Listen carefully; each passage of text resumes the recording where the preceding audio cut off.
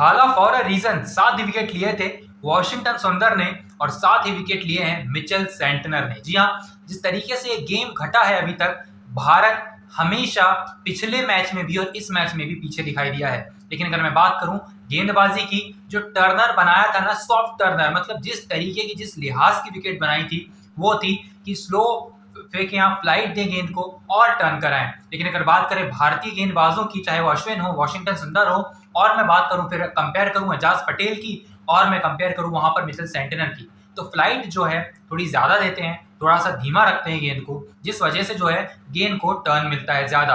और अगर मैं बात करूं विराट कोहली और ऋषभ पंत के विकेट की, अननेसेसरी शॉट्स खेले, लग ही नहीं रहा था कि ही इज विराट कोहली, लग ही नहीं रहा था कि ही इज ऋषभ पंत। ऋषभ पंत का आप एक्सपेक्टेड क्यों मान रहे हैं? आप ऋषभ पंत से ये तो एक्सपेक्ट नहीं करते हैं कि वो गलत शॉट मार लें।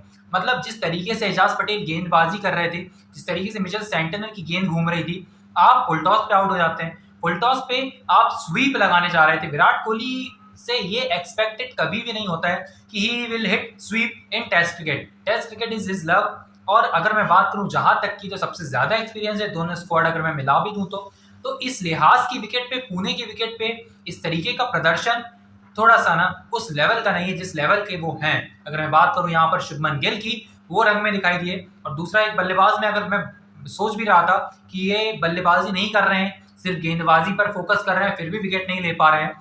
लेकिन मैं इस मुकाबले में अगर ओवरऑल बात करूं रविंद्र जडेजा की, तो वो अनएक्सपेक्टेड था मेरे लिए कि जिस तरीके से वो बल्लेबाजी कर रहे थे, जिस तरीके से सिक्सेस उन्होंने मारे दो सामने, एजाज पटेल को, मिचेल सेंटनर को, जी हाँ, वो अनएक्सपेक्टेड था और वो भारत के हक में गया कहीं ना कहीं। अब आप 150 रन बनाते हैं, 150 प्लस का स्कोर खड़ा किया था भारत ने जवाब में न्यूजीलैंड के 259 के। लेकिन अगर मैं बात करूं यहाँ से मैच निकल जाएगा अगर भारत यहाँ पर चेज नहीं कर पाया। 301 रनों की लीड हो गई है, सिर्फ 5 विकेट गिरे हैं यहाँ पर न्यूजीलैंड के।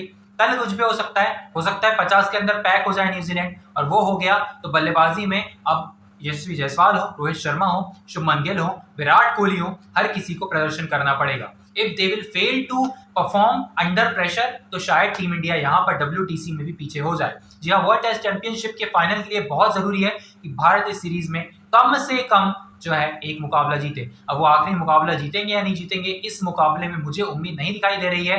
हर बार मैं मिरेकल एक्सपेक्ट नहीं कर सकता गैबा जैसा, लेकिन हो सकता है कि ये गैबा जैसा मिरेकल हो यहाँ पर पुणे में, क्योंकि यहाँ पर वही चैलेंज तो नहीं है, लेकिन अलग चैलेंज है। मिचेल सेंटनर का चैलेंज है, एजाज पटेल का चैलेंज है, और भैया वो ग्लेन फिलिप 3 विकेट लेकर चले जाते हैं, वो पार्ट टाइमर कहते हैं आप उनको। जिस तरीके की विकेट बनाई गई थी, ऑफ स्पिन के लिए विकेट थी, ये गौतम गंभीर को पता था, इसीलिए वॉशिंगटन सुंदर खेले हैं। अगर मैं बात करूं अक्षर पटेल की, तो यहाँ पर वो नहीं खेले। लेकिन अगर बात करें यहाँ पर जडेजा की, तो वो भी ऑफ स्पिनर है, हालांकि वो विकेट नहीं ले पाए थे।